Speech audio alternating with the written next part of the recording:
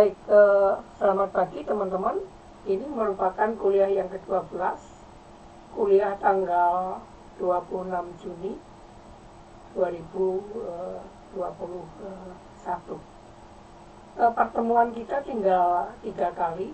Nanti akan saya checking lagi apakah kita sudah memenuhi 7 kali perkuliahan mempergunakan OBS, kemudian 7 kali mempergunakan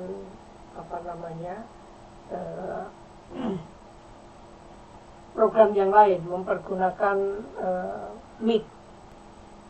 Pada pertemuan yang ke-12 ini kita akan berbicara mengenai penyiaran di era digital yang sekarang hampir setiap hari di televisi maupun juga di radio, juga di media massa.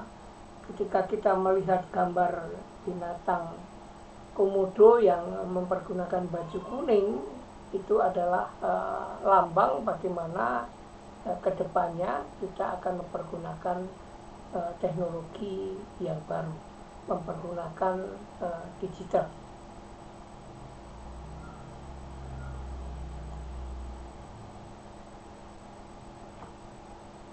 Kita tahu bahwa perkembangan teknologi yang terjadi di sekitar kita, di dunia kita, senantiasa membawa kemudahan bagi umat manusia, termasuk juga di bidang penyiaran.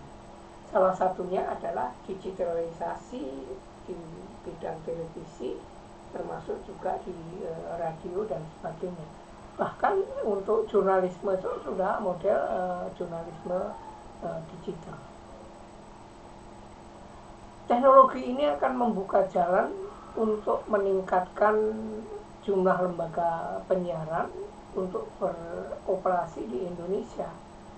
Misalnya di Jakarta yang tadinya hanya bisa melihat televisi belasan, mungkin tahun depan ketika semua sudah mempergunakan konsep digitalisasi, di televisi kita dengan mempergunakan peralatan tambahan set-box, kita udah bisa menonton lebih dari 60 televisi. Itu baru di Jakarta, belum lagi itu kalau di daerah-daerah lain.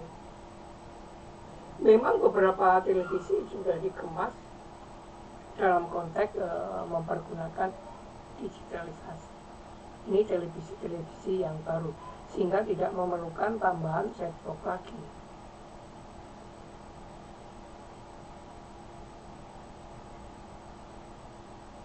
Televisi digital merupakan produk dari modernisasi ketika manusia telah bosan dengan mempergunakan layanan TV analog yang dianggap sudah lebih kuno, sehingga manusia mencoba untuk mencapai ruang yang baru, menciptakan model baru yang diproyeksikan mampu menjawab kebutuhan manusia akan informasi yang disebut dengan siaran televisi digital. Di Indonesia sudah tidak terelakkan lagi, bahkan kita udah terlambat. Ini mestinya udah dilakukan beberapa tahun yang lalu.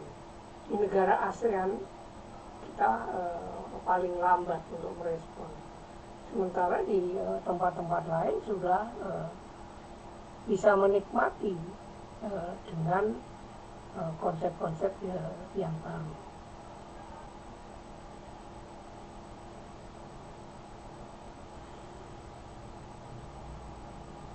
Sebagai contoh, yang tadinya satu frekuensi radio hanya dipergunakan oleh satu televisi, kita kedepannya bisa mempergunakan lebih dari 5, bahkan juga bisa sampai 8. Maka konteksnya di dalam penyiaran televisi digital bukan hanya mampu menyalurkan data gambar dan suara, tetapi juga kemampuan yang multifungsi dan multimedia seperti layanan interaktif, bahkan informasi peringatan dini bencana, baik gempa bumi, banjir, dan sebagainya. Ini sebagai contoh mulainya digitalisasi. Ya, sebenarnya ITU itu sebagai lembaga internasional yang mengatur frekuensi itu tahun 2015 kita harus sudah memulainya. Kita agak terlambat memang, seperti berkali-kali saya katakan. Amerika itu udah mulai 12 tahun yang lalu. Kemudian Jepang, Korea, Inggris, Cina, Singapura, Malaysia. Kita agak terlambat, Brunei Darussalam dan sebagainya. Kita memang agak terlambat, tetapi daripada tidak, ya lebih baik kita mempergunakan. Tujuannya apa sih? Ya, yang pertama adalah efisiensi ketika mempergunakan spektrum frekuensi. Itu yang pertama. Kemudian yang kedua adalah meningkatkan kualitas siaran. Yang ketiga, penumbuhan diversity of content. Kontennya makin bermacam-macam. Kemudian juga digital dividend, kemudian juga mempertahankan diversity of ownership. Ini tujuan digitalisasi. Manfaatnya apa? Saya katakan tadi, yang tadinya hanya bisa dipergunakan satu, kalau kita masih mempergunakan analog, maka kedepannya bisa 4 atau 8 saluran dalam satu frekuensi. Kemudian juga efisiensi infrastruktur. Kemudian kualitas gambarnya lebih baik karena mempergunakan DVB-T2. Kemudian suaranya lebih jernih.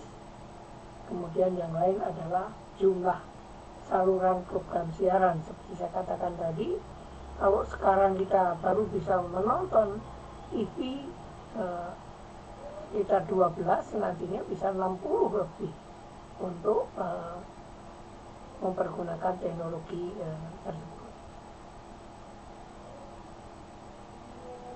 Salah satu kendalanya adalah regulasi yang perlu disiapkan sebelum migrasi analog ke digital, yaitu model bisnisnya, kemudian standar dan teknologi digital yang akan digunakan, kemudian bagaimana pengaturan regulasinya tentang kerangka dan prosedur perizinan, kemudian jangka waktu perizinannya, durasinya berapa, kemudian perencanaan spektrum, kemudian juga bagaimana kalau itu untuk penyiaran publik, untuk perlindungan publiknya bagaimana, dan sebagainya.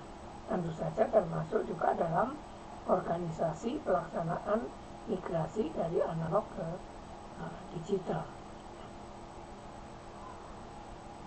Kemudian salah satu yang tidak kalah pentingnya adalah memperjuangkan sistem digitalisasi yang demokratis. Siapa yang harus terlibat dalam digitalisasi penyiaran? Apakah hanya pemilik modal? Apakah ada hal-hal yang lain? Kemudian yang tidak kalah pentingnya adalah dalam teknologi yang baru tersebut kita akan mendapatkan jangkauannya jelas lebih luas lagi.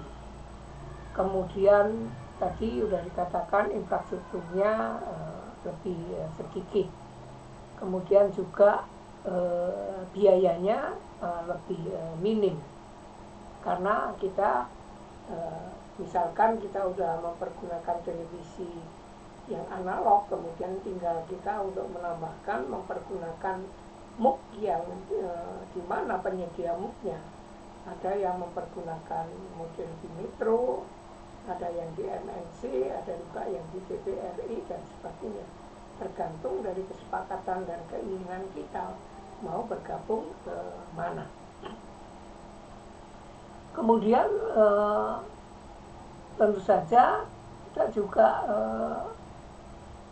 sangat diuntungkan karena selama ini daerah terluar, daerah terdepan, daerah terpinggir dari Indonesia ini banyak yang belum terjangkau oleh televisi. Maka ketika sudah mempergunakan, maka akan mendapatkan yang disebut dengan bonus digital. Kemudian juga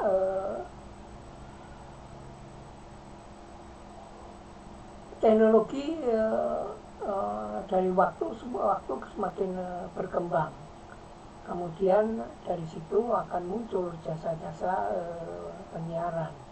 Kemudian jasa-jasa teknologi itu dilihat dari pemanfaatannya ketika kita mempergunakan digital. Apa dampaknya kalau kita sudah beralih ke digitalisasi?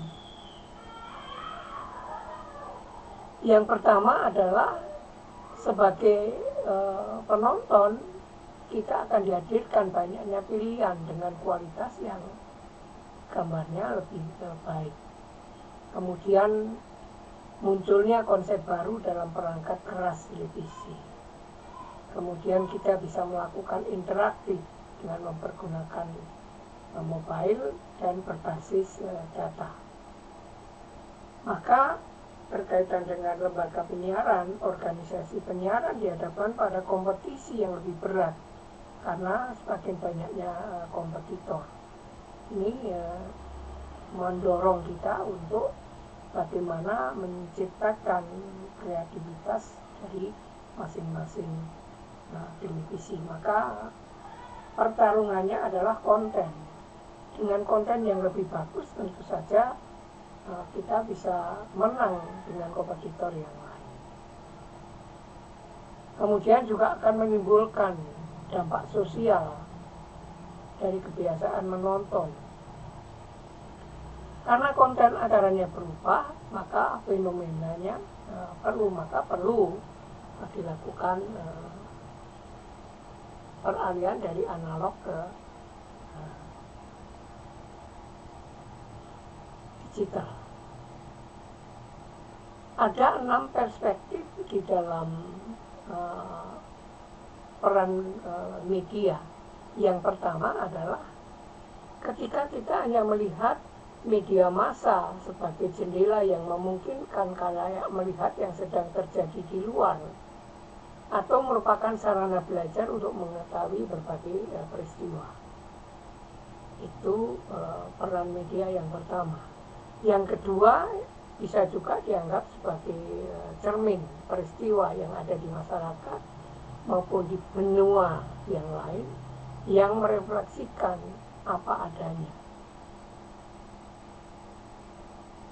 Sehingga kadang-kadang pemiliknya itu merasa tidak bersalah ketika menayangkan kekerasan, konflik, pornografi, bahkan juga perkawinan narasumber orang-orang yang mungkin bagi kita nggak ada manfaatnya, tapi mulai dari lamaran, kemudian perkawinan, sampai bahkan juga ke kelahiran dan sebagainya dicoba untuk ditayangkan. Padahal realitasnya adalah angle, arah, dan framing dari isi yang dianggap sebagai cermin realitas ini tidak sepenuhnya bebas, tidak sepenuhnya berkaitan, tidak sepenuhnya dipergunakan oleh para penonton. Kemudian yang ketiga adalah sebagai filter atau gatekeeper untuk menyeleksi.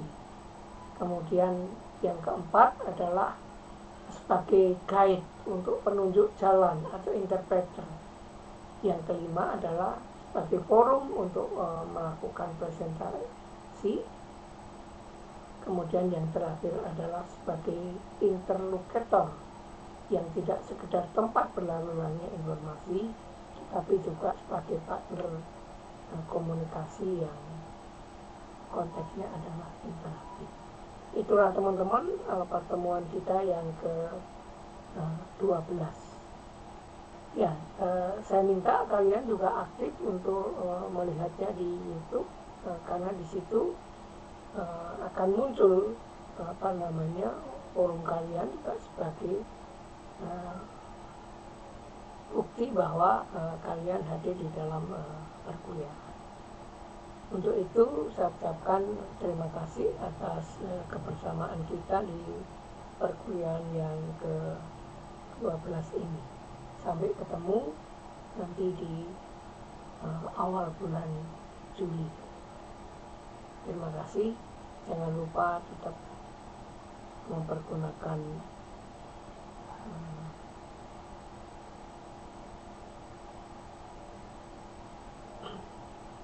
alat-alat yang untuk menutupi kelemahan kita yang berkaitan dengan kesehatan, prosedur kesehatan, baik itu mempergunakan tutup mulut, kemudian juga mempergunakan air untuk mencuci, untuk mengambil jarak, jangan berkerumun dan terima kasih atas kebersamaan kita.